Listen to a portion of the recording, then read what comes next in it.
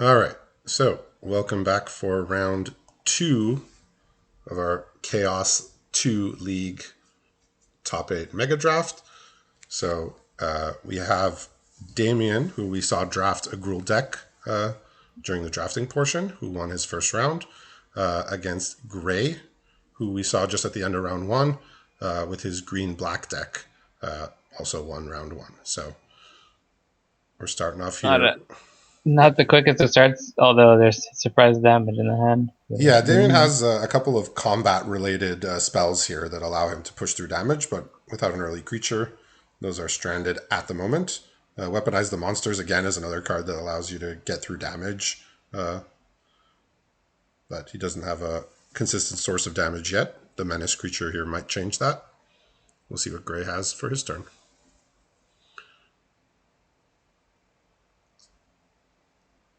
Looks like he was highlighting the Brimstone Vandal. That's a pretty good answer to the Brimstone Vandal. Want to attack and get your Boulette as a 4/4? No. Yeah, looks like he's gonna attack and try and make a 4/4 here. Oh, he just played the land first. Surprise. Yep. So he's offering the trade for the Jungleborn Pioneer. He doesn't take the bait, so he just plays a 3/3, which is bigger than either of Gray's creatures. So I think he was okay with a block and okay with a not block. So Boulette's gonna grow whenever at the end of your own turn if something died. Only, I believe. It's at the beginning of your end step, yes. Yeah. And it will get 1/1 counter regardless of how many creatures died. Some synergy with Weaponize. So Gray's just putting a bunch of creatures in play, which is pretty good for him against what Damien's doing so far, which is just playing like medium-sized creatures. So, once Damien finds one of his big creatures or something with trample, then he can start attacking. But for now, these creatures are just going to stare at each other until somebody plays something that changes that. So again, he's offering the Brimstone Vandal trade here. It would have been nighttime, right, if he just passed. It's an idea. Well, I think he just has to. I think he's just playing his creature here. So the 2/1, the 2/1 can get one attack off and get his servo, which he can then use to weaponize the monsters. So the 2/1 is the Ether Chaser is not bad here. Invigorated Rampage gives like +4/+0, right? Yep. So he's triple blocking here just to make sure it dies. Damien's not using his trick here. I don't know the trick. It's just +4/+0 trample, or you give two creatures 2/0.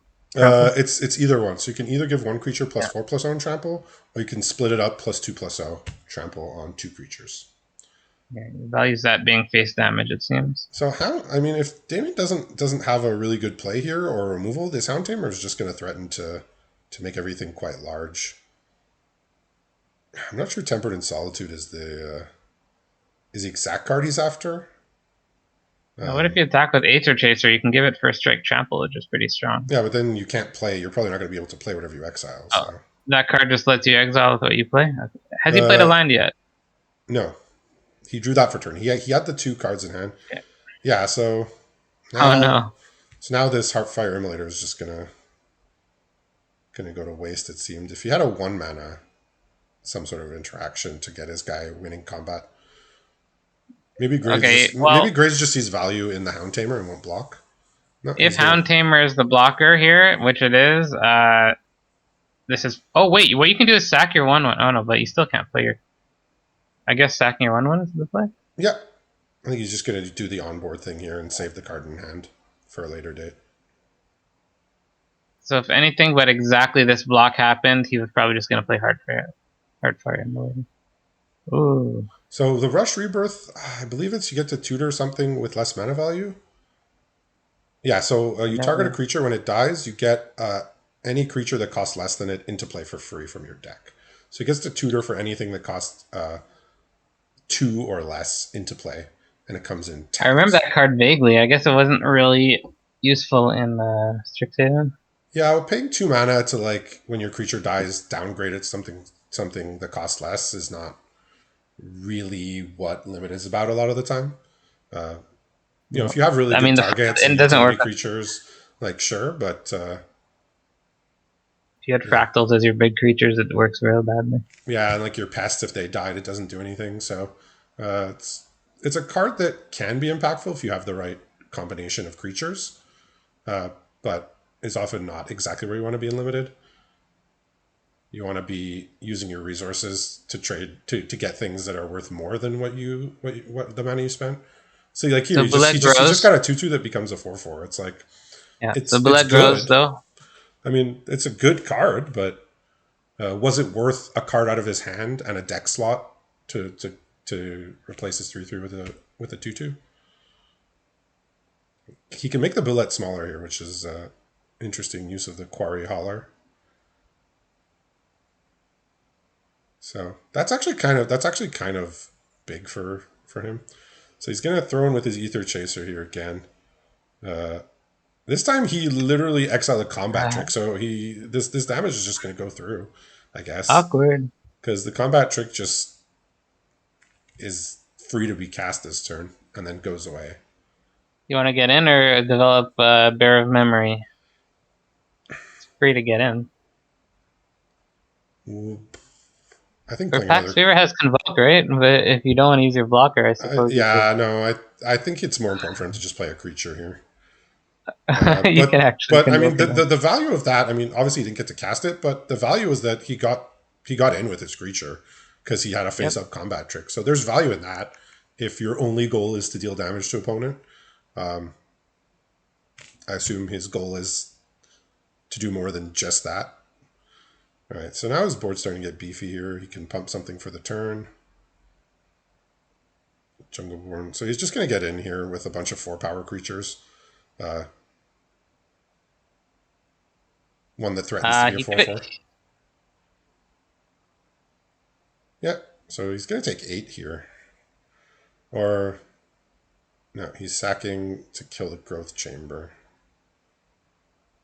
The Growth Chamber just activated, so. Yes. Yeah, so his Ether Chaser, which has run out of uses, goes away, and it's all on the Bullet now. Yeah, this is kind of a board stall here. No, this is a decent attack, though. Yeah, well, he's abandoning the post just to try and draw something here. So he gets in for 4. He gets to cast a Spellgorger Weird, which... That's actually a perfect...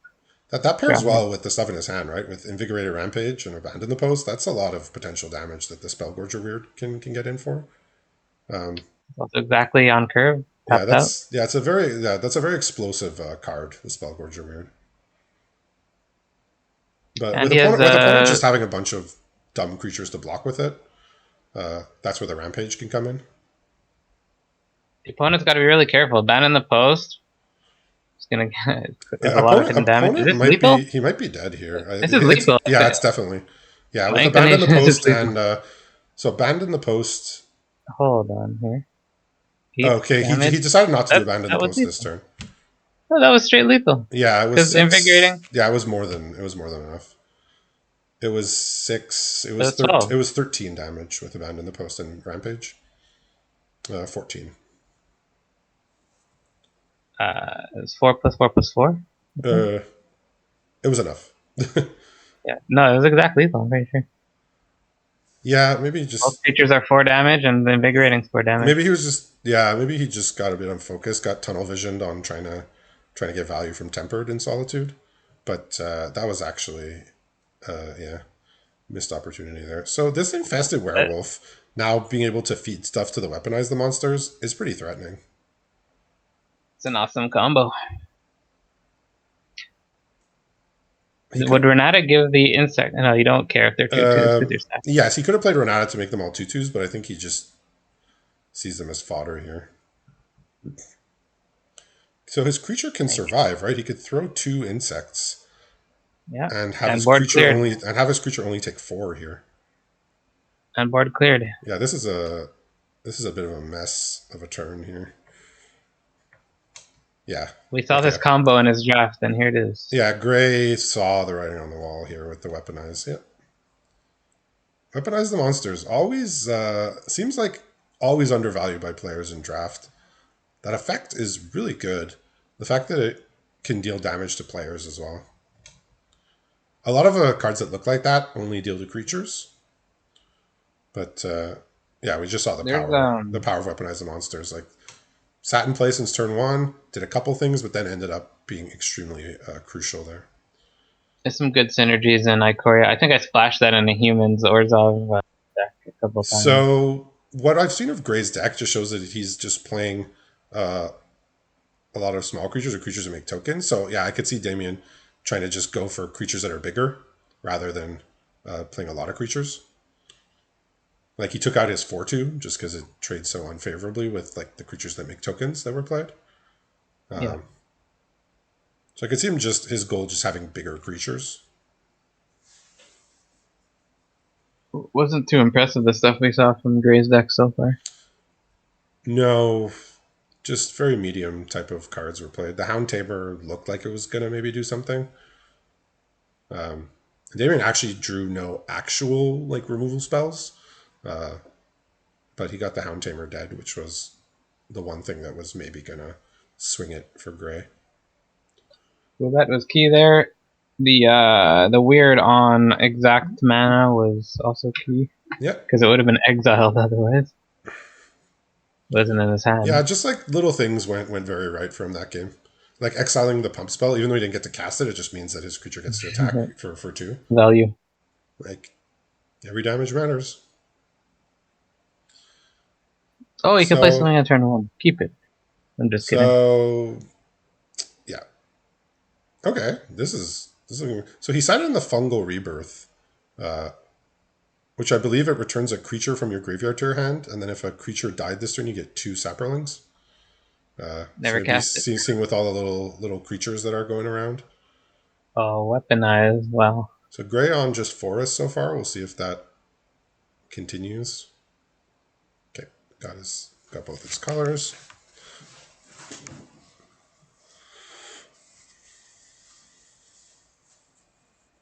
Deciding how to proceed here.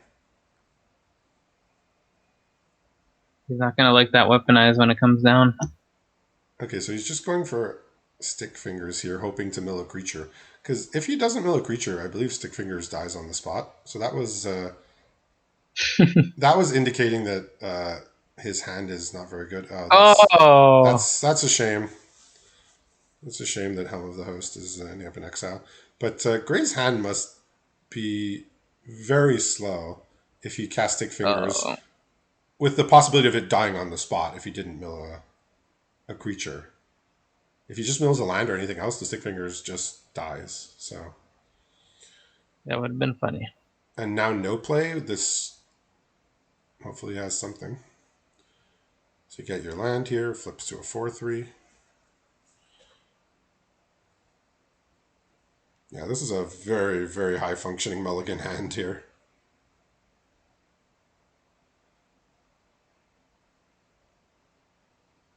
So he has a trick of some kind. No? Or he has something post damage. Hey, gotta be something. Okay, Manticore. Okay. That's fine. Alright. He's still behind on board, but he's one nice big creature away from stabilizing. That is a nice big creature. See if he wants to exploit. I think he does. I think he'll swap his 2/1 flyer for either of Damien's creatures. Yeah. Weaponize gets worse when you have less creatures on the board. Yeah. No, that was the Manticore got its value. Thing is, it is a flyer. Yeah, so Damien without much of anything in hand. We'll see what Gray has, but it's looking good for him so far. Let's see what his follow-up is here. 1/4 is not quite where it's at. It's a lot of burst damage here. I think you just swing out and invigorating. Yeah. Although, is there an instant? Let's see. So I think he's going to split the damage here just in case. Yeah, just in case Gray has a removal. It looks like he doesn't. So he just also, prowess works with that. So Damien's on 6 lands, so he's He's about a turn away from... Because he has 9 damage here between the Royal Eruption and having 2 creatures in play here. But he's also just got knocked down to 4. Hoping to draw land here. Did not draw land. Royal Eruption costs 7 kick? Yeah, he has 6 mana. There's a bit of a problem here. He has a creature that can't block, and a 5/5 trample is opposing him.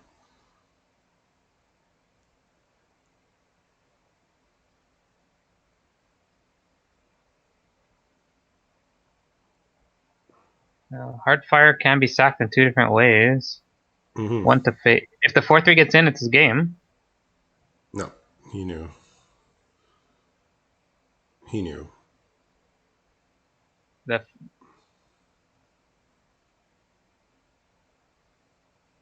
Oh, it's confusing.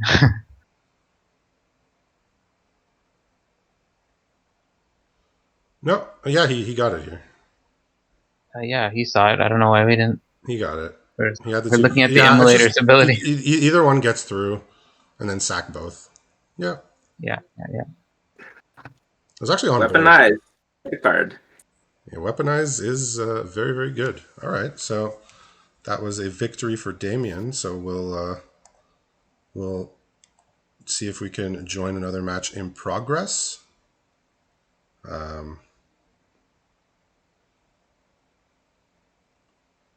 Guess we can go to the next room. See if Emmett or Steve is willing to stream. So I'm going to do that.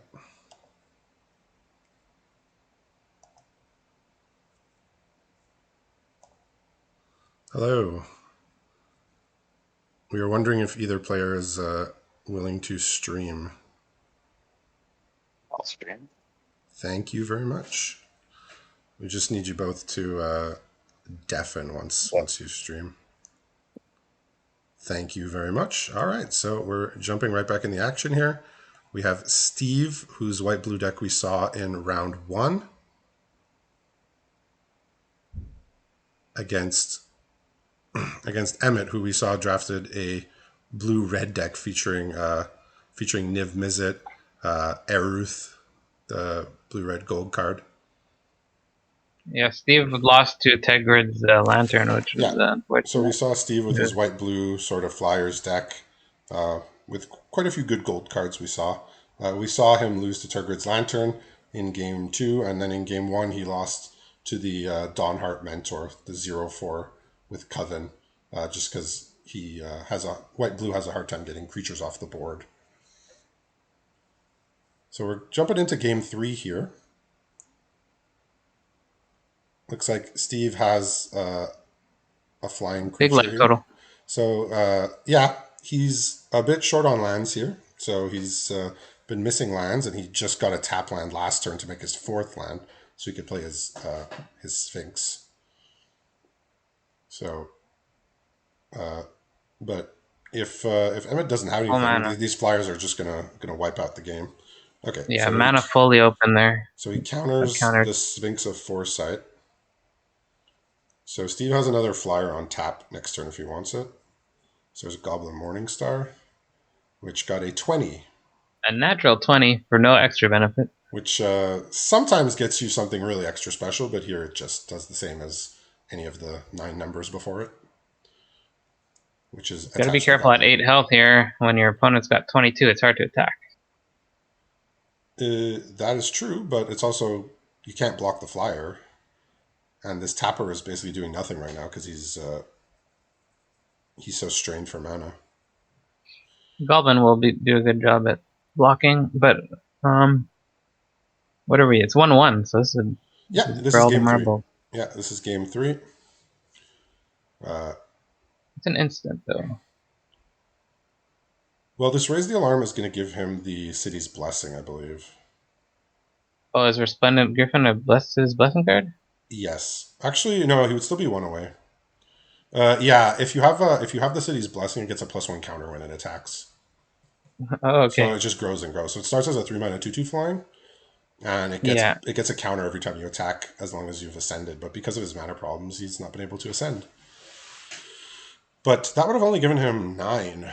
So Yeah. That card looks like it's a sorcery sometimes. But maybe you thought it was sorcery. yeah. No, it would have given him 10. No, it would have given him 10 because of the pacifism. Yes. Yeah, I just saw that at the same time. Yeah. Nope. I mean, he knows what he's doing. Yeah, I know. So he's going to take 4 here. Which leaves him open to tap a blocker. So I assume Emmett's going to play something good here. I guess. Okay. Happily take the 4. Okay, so land is pretty okay. Still not. He can get the blessing if he had Nebelgast, I guess. Okay, so now he has to use his tapper immediately. That's fine. But I think he's got this. He's got this now because he's going to have 2 lethal flyers, right? Coming into opponent's turn because he has a flash flyer in his hand and a flyer on board. Also a tapper though. Even still, just without the tapper, he's going to have 2 lethal flyers here. Yeah. Well, right now he needs the tapper because of the flyer that came. Or is that only flying on your turn? It's only flying when it's your turn. The goblin. Yeah, so that's game for Steve. So it looks like he's locked this up. He didn't even have to show him the flyer in hand because he had the tapper on board. So that is a win for Steve, and that brings a close to round 2.